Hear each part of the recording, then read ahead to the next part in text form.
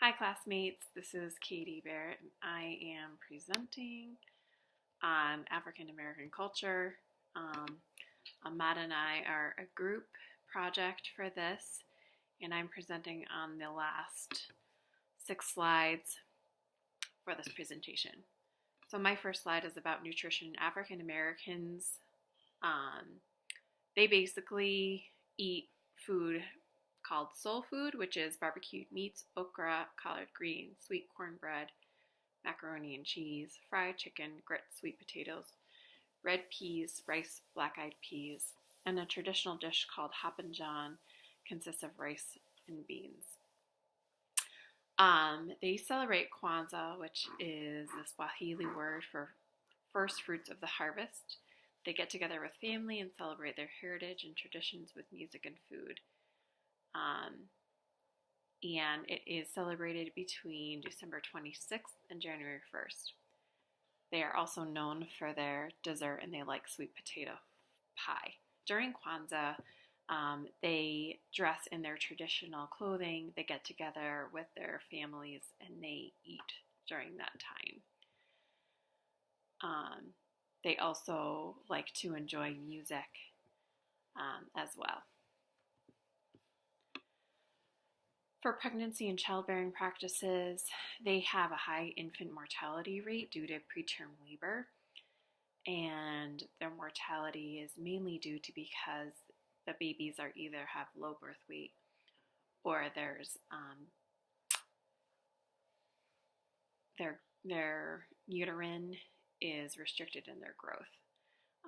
There are several socioeconomical factors that are involved with this, including poverty levels, maternal stress, lack of support for the women, and these stressors affect the women's health and the baby's health. If the women do have support, it is normally from other women in their community or in their family, and that really is crucial for the health of their pregnancies. The birthing process in their community is seen as a natural phenomenon, and women do not normally attend childbirthing classes. It's important to connect with other women who have given birth already. For death rituals, their funerals are known as homegoings. It's an open casket. Usually the caskets are very custom and ornate, and they have extremely large floral arrangements and ornate fabrics as well. The families are usually escorted by limousines, which is kind of seen as a sense of pride in their community. But one of the nice things I did learn is that their family members, when they are at their burial sites, they are buried with their families. So it's nice for the younger generations to learn more about their ancestors when they're there. They get to hear stories and exchange some of those tales that are told between family members. So I liked learning about that.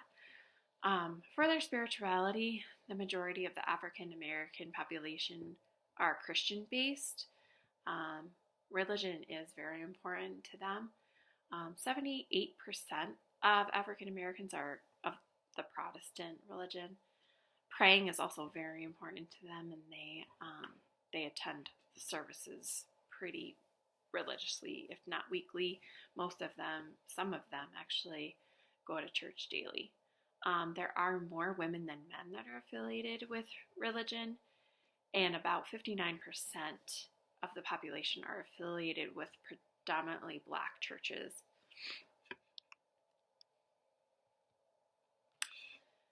For their healthcare practices, there's an increase in mortality rates, and that is because of the decrease of their resources, their ability to access medical care.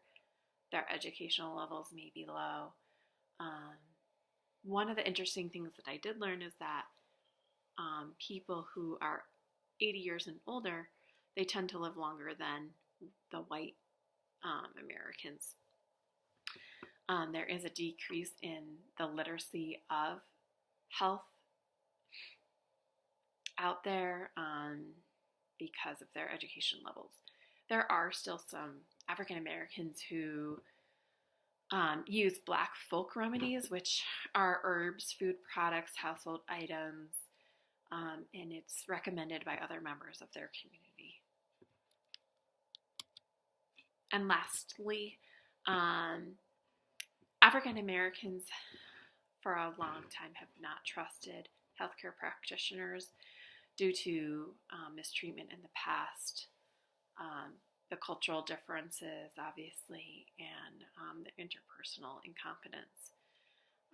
Physicians, as we know, their care is based on profit. So if African Americans are uninsured, the treatment, they feel that their treatment is not the same as those who are insured.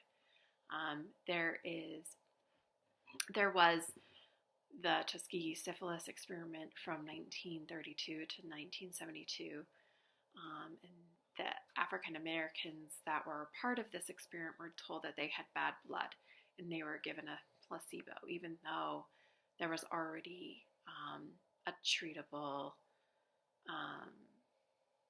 treatment out there for syphilis, which is a sexually transmitted disease.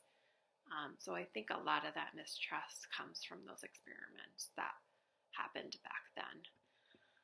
And that is it, and I hope you enjoyed the presentation, and I look forward to seeing everyone else's.